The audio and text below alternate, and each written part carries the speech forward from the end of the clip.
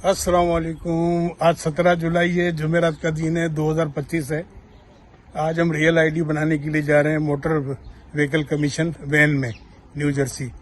मैं अपनी रिहाइश का बोनटोन से निकल रहा हूं, तो हम आज अपना रियल आईडी बनाने जा रहे हैं। ये रियल आईडी जो है ये 5 मई 2025 से गवर्नमेंट ने 7 मई 2025 से गवर्नमेंट ने लाजिम करा है कि रियल आईडी बना दे। रियल आईडी यहाँ शनाख्ती कार्ड को कहते हैं, जैसे हमारे वहाँ शनाख्ती कार्ड है, और मोटर व्हीकल डिपार्टमेंट से बनता है।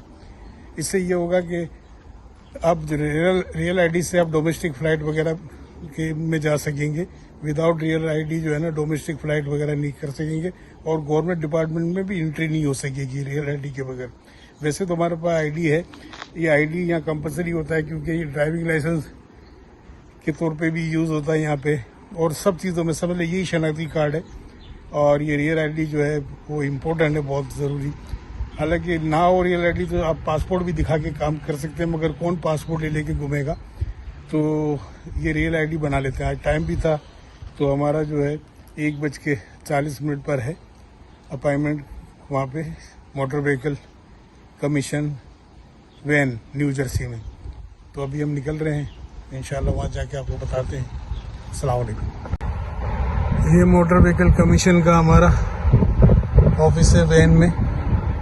अभी अंदर जा रहे हैं, सारी फॉर्मेलिटीज वगैरह इनको देंगे और रियल आईडी बनाएंगे।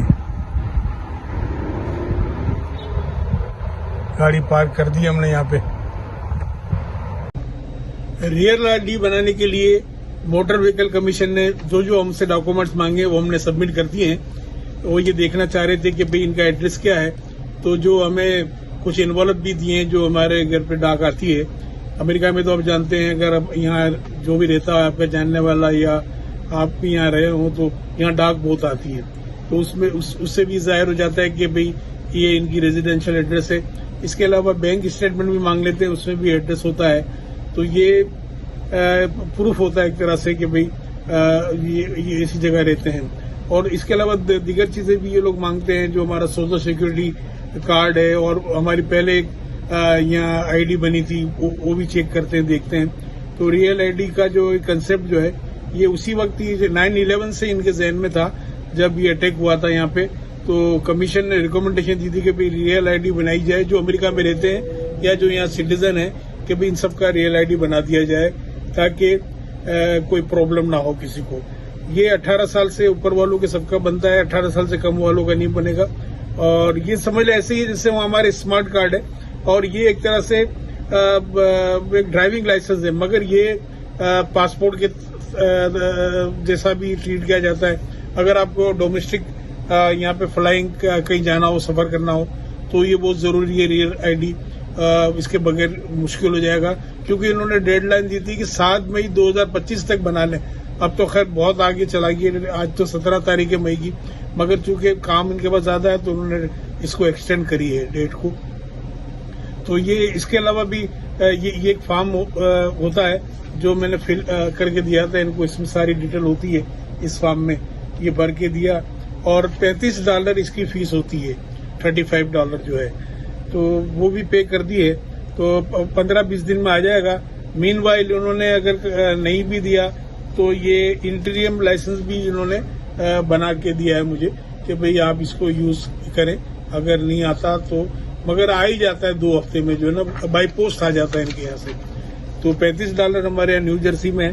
तो रियल आईडीज का बड़ा फायदा है कि भाई अगर गवर्नमेंट डिपार्टमेंट भी आदमी जाएगा तो रियल आईडी चेक करेगी, क्योंकि ये एक तरह से हमारा स्मार्ट कार्ड जो जैसे पाकिस्तान में बनता है ना, कि उनके पास तमाम इन्फॉर्मेशन आ जाती है, जो कुछ हमारी उनके पास अवेलेबल होती है, तो उसको चेक कर लेते हैं इससे।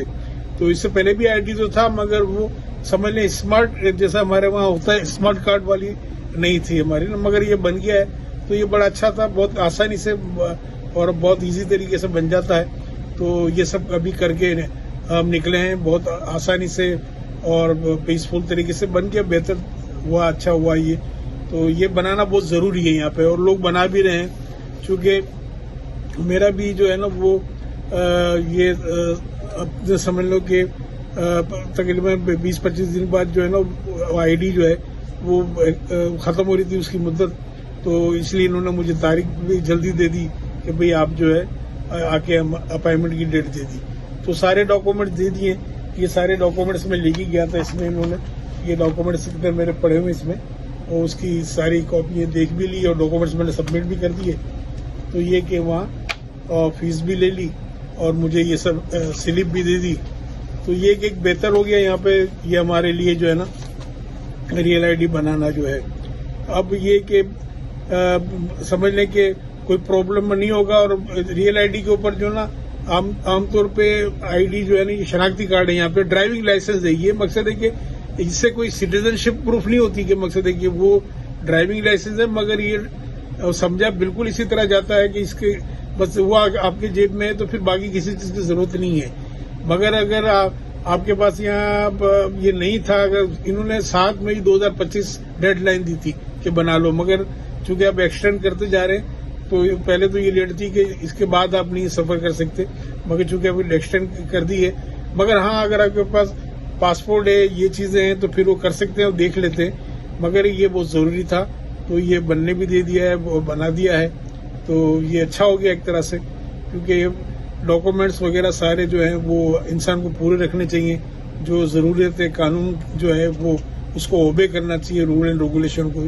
ہم جس ملک میں رہتے ہیں وہاں ہمارا فرض بنتا ہے کہ ہم جو ہے اس کو اوبے کریں, اور نہ کریں گے تو یہاں سخت پینلٹیاں بھی ہیں, سخت قانون ہے. یہاں مقصد ہے کہ کوئی وہ تو ہے نہیں کہ ہمارے کسی کا فون آ گیا کسی کو اور اس نے چھوڑ دیا. یہاں کتنا ہی آپ کا کوئی کلوز بھی کیوں نہ ہو کہ غیر قانونی انلیگل کام کرنے پہ یہاں پہ جو نا کوئی رعایت نہیں ہے.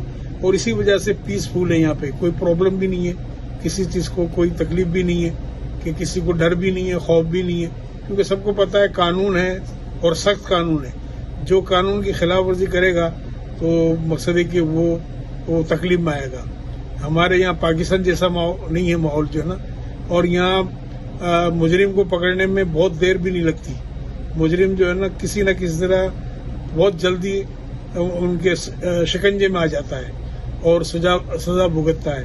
تو بہتر ہے ہم کو مقصد ہے کہ اپنے بچوں کے مستقبل کے لیے ان ممالک میں جو ہے یہاں آئے ہیں تو رول اینڈ ریگولیشن قانون کو جو فالو کرنا بہت ضروری ہے.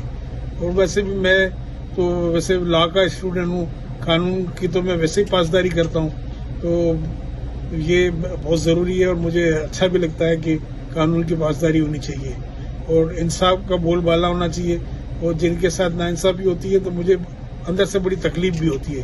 اس لیے پاکستان کے حالات دیکھ کے, پاکستان کے تباہی بربادی دیکھ کے, خاص کر کے سیاستدانوں کو اور سیاستدانوں کو سپورٹ کرنے والے گاڈ فادروں کو دیکھ کر کہ کتنا ظلم کرتے ہیں.